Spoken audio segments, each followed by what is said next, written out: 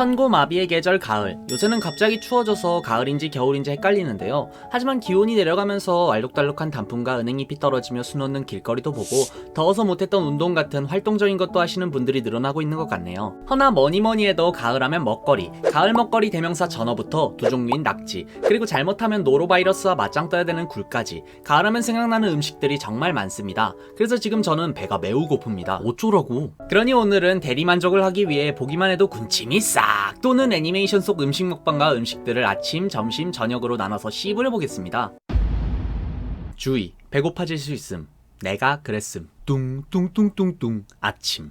바쁜 현대인의 일상 속 아침 식사라는 단어는 어울리지 않지만 그래도 저도 경험상 아침에 나갈 때 두유라도 빨고 안 빨고의 차이가 심하거든요. 이렇게 현실은 간편식의 연속이지만 이번에는 대리만족으로 푸짐하게 조져보자고요. 제일 처음 아침을 담당할 애니는 지브리. 지브리 하면 먹방, 먹방하면 지브리라고 말이 나올 만큼 지브리는 그 특유의 자신들만의 고퀄리티 작화로 맛있는 음식을 우리에게 보여주는데요. 저도 옛날 센과 치히로의 행방불명에서 치히로의 부모님이 먹었던 신들의 음식이 생각납니다. 진짜 치히로 아빠가 크게 한 입 베어무는 장면은 헐리씨 지금 봐도 군침이 도는데요. 그래도 센과 치히로에서 보여줬던 음식은 너무 오일리해서 아침에 먹기에는 그러니 다른 작품에서 보면 아침과 어울리는 작품은 하울의 무빙 캐슬에 나오는 하울 정식입니다. 모종의 이유로 할머니가 된 소피는 하울의 움직이는 성에서 캘시퍼에게 풍든 주둥아리 술을 써서 캘시퍼를 가스버너 취급하며 요리를 하는데 그때 나타난 하울, 그리고 거기서 나오는 요리가 하울 정식이죠. 간단한 달걀 후라이에 베이컨 구이. 정말 간단해 보이지만 여기서 포인트는 요생남 삼겹살 뺨때기 요리는 통베이컨. 이렇게 완성된 하울 정식 옆에 팬케이크까지 만든다? 오늘부터 당신은 뉴요커.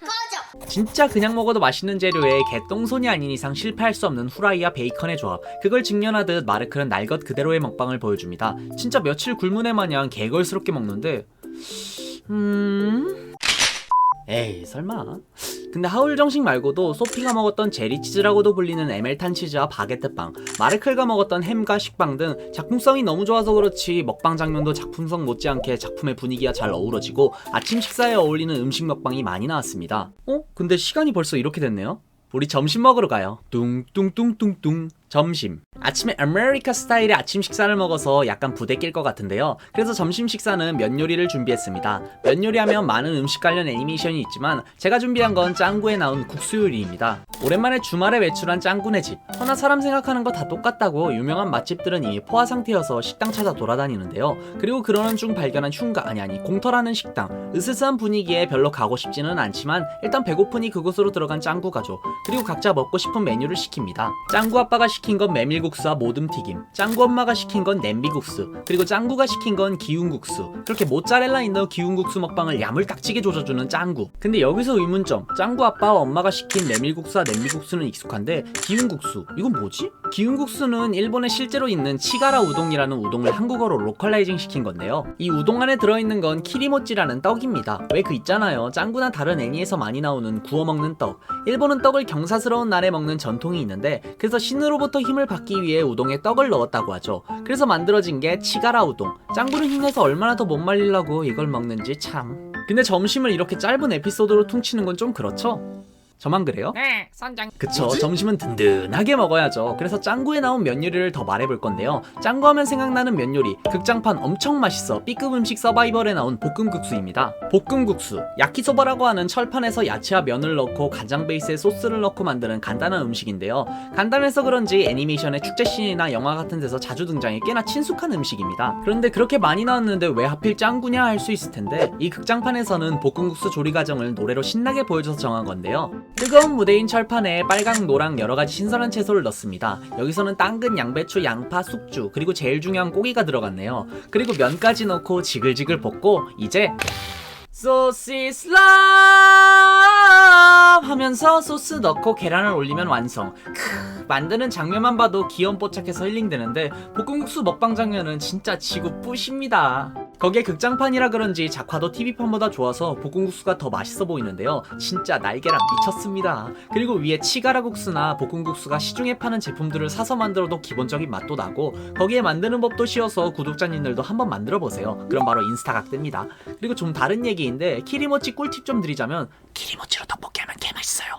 생각만 해도 군침이 도는데 이제 저녁 먹죠? 뚱뚱뚱뚱뚱 저녁. 퇴근하고 집에 와서 먹는 저녁. 평상시에는 배달시키며 대충 끼니를 해결하며 먹을 텐데 그래도 가끔은 빡시게 고기를 먹어야죠. 공기가 저기압일 때 고기 앞으로 가는 것처럼 우리도 기분이 저기압일 때 고기 앞으로 가야 되는 개싼 명언 다들 알죠? 그래서 오늘의 저녁은 짱구 극장판 불고기 로드에 나왔던 불고기인데요. 헌데 우리가 생각하는 불고기는 여기 보이는 양념에 재워놓는 고기를 굽는 건데요. 그래서 이건 그냥 고기 구워 먹는 거 아닌가 하실 텐데 우리나라는 불고기로 로컬라이징 되었지만 원제는 야키니쿠 로드입니다. 야키니쿠, 대충 직역하면 구운 고기쯤에 일본 건너갔던 제일 한국인이 고기 구워 먹던 걸 시작으로 만들어진 일본식 한국 요리입니다. 그래서 그런지 애니에서 등장한 양념들과 김치는 진짜 한국산 김치인데요. 그런 환상적인 마블링의 고기와 맛있는 양념의 하모니를 생각하며 저녁이 되기만 기다리는 짱구 가족. 헌데 모종의 사건으로 흉악범 일가족으로 누명을 쓰게 되는데요. 죄명이 신형만 발냄새 살포죄, 복미선 연령 사기죄, 짱구 부녀자 희롱죄, 짱아 결혼 사기죄,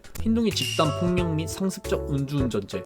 이 새끼 뭐 투견장 출신인가? 이런 말 같지 않은 제목으로 민폐 커플한테 공격받고 짱구는 믿었더니 씨발 훈발놈에게 과자랑 교환까지 당합니다. 그렇게 뭐 누명 씌운 놈들 두드러 패는데 이들이 이러는 이유는 집에서 하는 불고기 파티 때문. 진짜 고기만 생각해도 지금 입안에 군침이 도는데 먹방씬 보면 진짜 미쳤습니다. 중간중간 동기부여를 주면서 등장하는 먹방씬은 갑자기 고퀄리티 작화로 바뀌더니 각자 먹고 싶은 먹방을 보여주는데요. 짱구 아빠는 레몬즙에 구운 고기를 찍어 맥주와 함께, 엄마는 왕갈비에 새하얀 밥을 한입, 짱아는 식힌 고기를 빨고 분유, 흰둥이는 강아지답게 뼈다귀, 그리고 주인공 짱구는 채소밥 없이 슈의 초코공장급 타이밍으로 구운 고기만 먹기.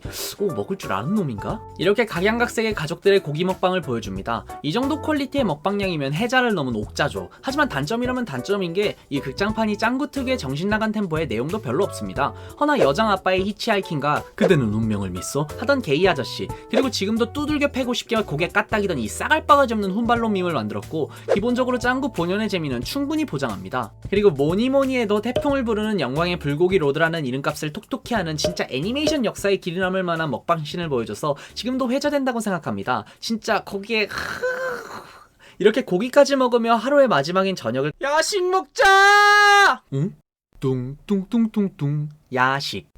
야심한 밤 자기 전에 먹는 음식이라 건강에도 안 좋고 인생에 불필요해 보이지만 살찌는 걸 알면서도 그걸 감안하고도 먹는 음식에 대한 포용력과 이 음식을 이 시간에 먹겠다는 굳은 마음가짐이 필요한 신성한 단계입니다. 여러분 알겠습니까? 그러니 고귀한 마음으로 시작하면 요새는 요기요나 배민 같은 배달앱의 발달과 코시국이라 많은 식당들이 배달을 주로 돌려서 그런지 진짜 베레베레 음식들이 손가락만 눌러도 배달이 오지만 야식의 클래식이라 하면 봉지라면이라고 불리는 인스턴트 라면이죠. 마지막 야식을 장식한 애니메이션은 검정고무신의 라면 에피소드입니다. 이 에피소드는 거지 형제라는 희대의 빌런을 탄생시켜 유명한 에피소드인데요. 그리고 또 유명한 게 라면소. 국수 노래도 불렀으니 이것도 불러봐야죠. 근데 새벽 컨셉이니까 안 할게요. 짜장면으로 맞아볼래?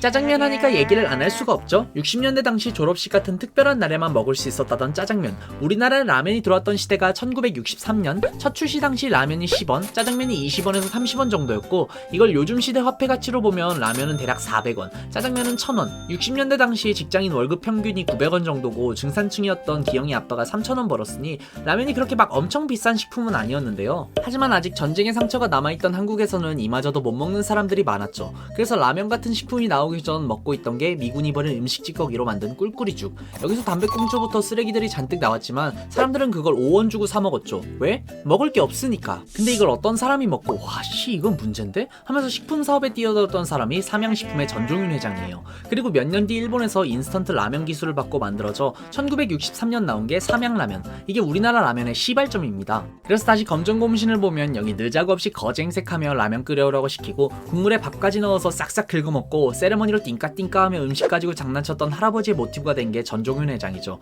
어때요? 좀 늙긴 해도 비슷해 보이지 않나요? 근데 이런 캐릭터 비하인드나 제가 씹으려본 라면의 역사 말고도 이 에피소드가 주목받는 이유는 진짜 야물딱진 먹방 때문이죠. 진짜 너무 먹고 싶다는 갈망에서 보이는 도승이 성철이의 먹방. 존나 꼴배기 싫지만 그럼에도 진짜 야무지게 밥까지 싹싹 긁어먹었던 라면 가게 사장님. 비록 그지 새끼들에게 라면을 빼앗겨 한 입밖에 못 먹었지만 기철이 거리면서 시청자들 군침 싹 돌게 만든 먹방. 저 콧구멍 벌렁거리며 먹는 거 보십시오. 먹을 줄 아네요 이놈. 허나 이 에피소드 최고의 임팩트는 거지 형제죠. 기철이가 한 입밖에 못 먹은 라면을 싸가지 없게 가져가 개걸스럽게 다 먹고 도망가는 놈들. 이런 개새 이 상도덕 없는 거지 형제는 결국 프로파드리퍼 기철이에게 얻어맞는 후일담을 네이버 웹툰 한국만화 1990 15화에서 보실 수 있으니 궁금하신 분들은 한번 보러 가세요. 여기서 미국 간 희선이 아버지와 옥순이도 등장하니 검정고무신을 보셨던 분들은 보는 것도 나쁘지 않을 듯 합니다. 이렇게 오늘은 아점저야 컨셉 잡아서 애니 속 음식들에 대해 말해보았는데요. 제가 음식 먹거나 요리해보는 걸 좋아해서 평상시 먹는 양이 좀 많고 그래서 음식 TMI 같은 거 찾아보는 것 자체가 재밌어서 재밌게 만든 것 같네요. 근데 여러분들 맨날 아점저야 꽉꽉 채워 먹으면 살찌니까 적당히 드시라는 말 남기며 오늘 영상 마치겠습니다. 오늘은 여기까지.